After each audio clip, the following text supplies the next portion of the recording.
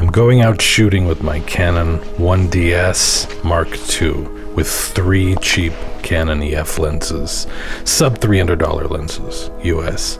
The camera itself, about $350 US.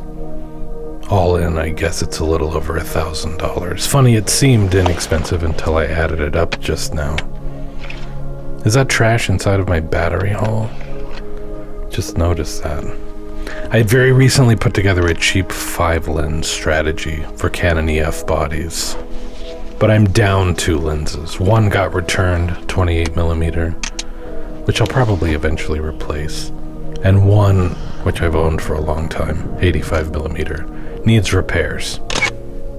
As usual, I'm shooting RAW plus JPEG, but almost exclusively presenting the JPEGs straight out of camera. For the few that have been edited a little, it's just very minor things, removing a distracting branch or tweaking exposure slightly. My God, it was miserable, stinging cold this morning on top of the mountain. My hands went numb instantly. A little farther down it wasn't quite so bad. The EOS-1 line of Canon cameras is special to me. I have a lot of history with it, both digital and film. But the EOS-1 line from 2001 to 2004 is particularly special to me. This little beauty right here, the 1DS Mark II, was released in November 2004. It features a 16.7 megapixel full-frame sensor, which was, let me assure you, absolutely absurdly advanced for the time. With the release of this camera, digital had now encroached upon the realm of 35mm film resolution. 16.7 is right in the middle, high middle in terms of the kind of resolution you can expect from a frame of 35mm film, which can't exactly be pinned down to a specific number because different film stocks, different box speeds, there's a pretty big range there. But from my experience, I'd put 35mm between 10 to 20 megapixels. So as I say, at 16.7 megapixels, DSLRs are without question. Now, in 2004, playing in the same arena as film, let's not gloss over what a big deal that was.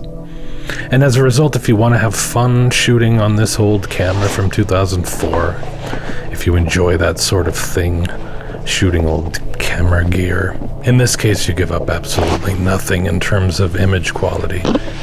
Nothing. And make no mistake, this is a pro camera built for pro things.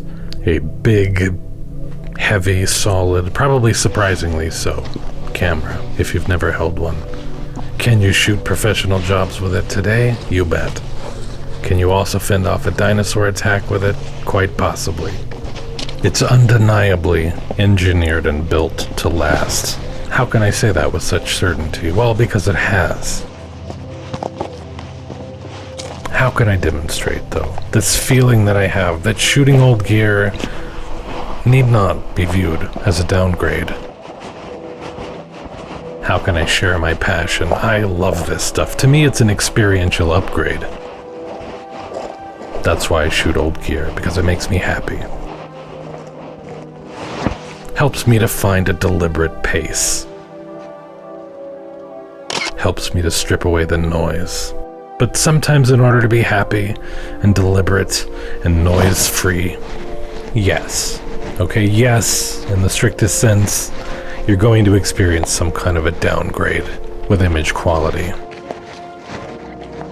However, with the 1DS Mark II, no downgrading of image quality is necessary. The sensor remains top-notch. I'm not trying to convince you. Exactly. Though if I were, maybe I would say something like, you know, high-end results don't require high-end gear. But of course, this actually is high-end gear. The highest of the high. It's just old. It's yesterday's high-end gear. So how about high-end results don't require the latest gear? But I long for symbiosis with my camera. The experience is the most important aspect to me. Some experiences can be too manual, I've discovered. My Mamiya RB67, which I ended up selling. Cool camera. Really cool, but just too clunky, and I like clunky. Too needy, too much like dragging around a reluctant partner. I don't know, we didn't gel, even after shooting for 4 or 5 years together. Other cameras, though, have the opposite problem. They're too automatic to be fun. My R5, for example. It hardly even needs me to be standing there. I'm almost extraneous to the process. And I guess I feel a little sidelined. It's a remarkable camera, though. I have no intention of ever selling it. I love it also, and I rely on it for work. I fully expect it to be viewed as a beloved classic one day. It's one of those out-of-nowhere, holy shit cameras that I think will hold up extremely well. Oh yeah, remember the need to shoot blind before live view, before flippy screens, where you kind of guessed at exposure, focus, and most of all, composition? Yeah, that's a skill you had to really develop when you were shooting weddings back in the day. Evidently, it's a skill you don't lose, because I nailed it first try. It's funny, I hadn't thought of that in a long time. That was very cool. So I love my R5, but is it the camera I want to walk around with taking nature photos? I mean, sometimes, honestly, yes, but more often than not, no. I want something a little more old school. That being said, I've shot nothing but classic DSLRs for a solid month plus. I've barely touched my R5, and I genuinely miss it. I'm probably gonna shoot with it for a bit after this video. But that's another cool thing about classic cameras. They make you appreciate modern cameras, and modern cameras make you appreciate classic cameras. That hurt a lot more than you would probably think. Mostly in my neck and my arm, but my instinct was to protect the camera and not myself. But the ideal scenario to me is something like a conversation between myself and the camera. We're working on the problem together. I'm doing stuff, it's doing stuff. If you've never tried shooting with older gear, I mean, unless you already know you wouldn't like it, I'd recommend trying it. True enough, something from the 1D series may be off-putting to you because they're so large and heavy, but then again, I can't be the only one who prefers a large, heavy camera, surely. And after using this 1DS Mark II and my 1D Mark II, both of which have an identical body design, and both of which I purchased at the same time, a little more than a month ago, my R5 feels like a fragile toy. I mean, it's not. It has so much power and technology crammed into it as to boggle the mind. But how it feels in the hand? Like a trinket. Now, the RFL lenses are heavy as hell, so you slap one of those on, and now it's a trinket connected to a brass Canon, as opposed to a brass Nikon. A titanium rod, a lead pipe, choose your analogy.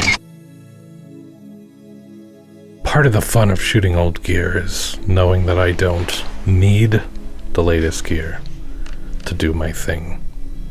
I can't help it, I do want some of the latest gear, but not because it's new, but because it can do some genuinely novel things, deliver some remarkable results. Modern gear is solving various long-standing problems, and that's pretty great. But I don't need it. You don't need it. Nobody willing to put in the time actually needs it. Not saying they wouldn't benefit from it, but I have been, would be just fine shooting a camera like this until the end of time. In some sense, I wish I could. I long for the simplicity of that approach. And if it came to it, I could sell everything else.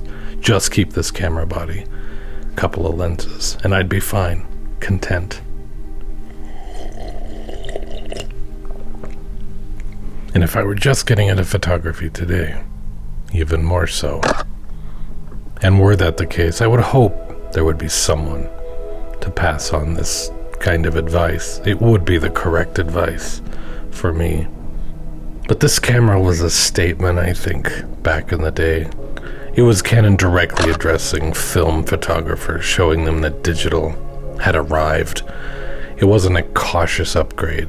This was the digital camera that could do it all. No compromises. It was over-engineered, overbuilt. It wasn't made to compete or keep up. It was made to dominate.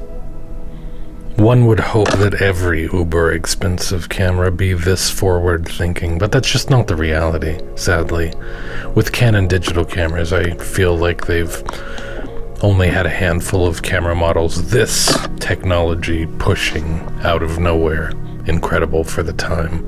Some of the early models, definitely the original 1D, not an overly impressive resolution, a perfectly good one though, and top-notch image quality, but such speed and responsiveness, unheard of speed, and a larger sensor than what was typical at the time. The original 1DS, an 11.1 megapixel full frame in 2002, how is that even possible? This camera, for sure, one cannot overstate how ridiculous a nearly 17 megapixel sensor seemed in 2004.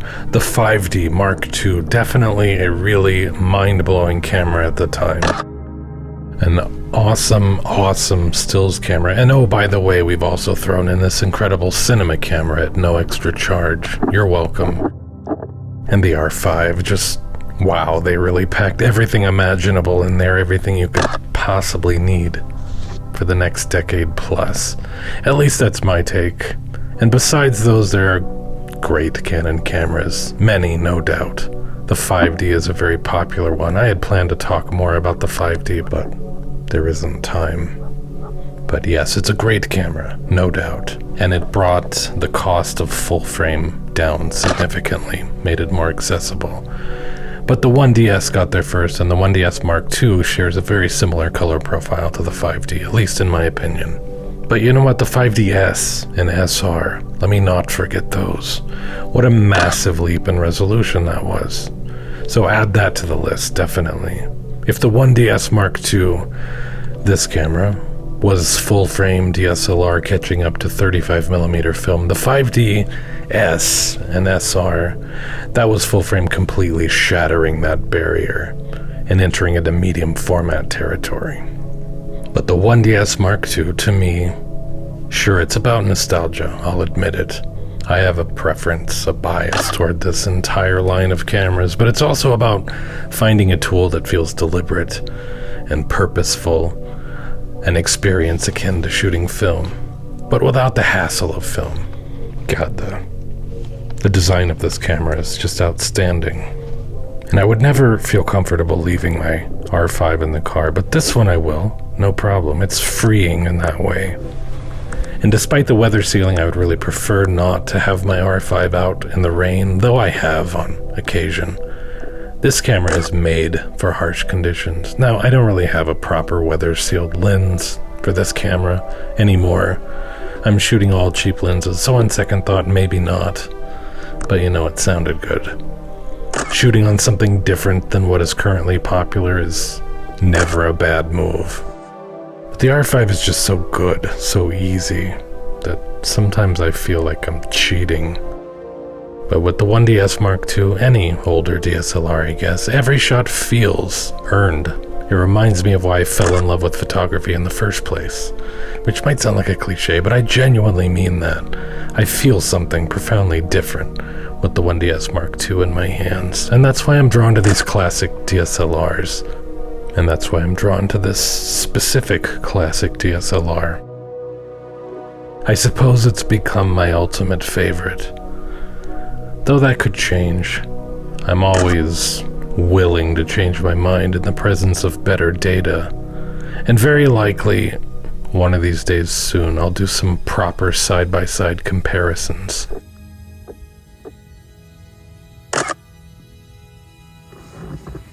This is not a perfect analogy, but with the modern camera, you're harnessing so much power. You kind of take on the role of a conductor rather than an individual musician. I think I prefer being an individual musician. Or maybe the analogy should be composer versus conductor. I don't know, I didn't fully think this through. But my R5 has been neglected recently, so I'm going to get back to shooting on that for a little bit.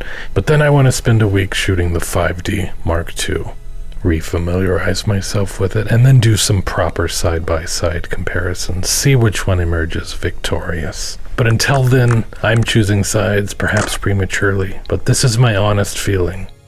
I think I prefer the look of the images coming out of the 1D Mark II slightly more. However, the 1DS Mark II, with more than double the resolution, and the full-frame sensor, and a great look to the images, lacking nothing. The 1DS Mark II is my favorite camera of all time.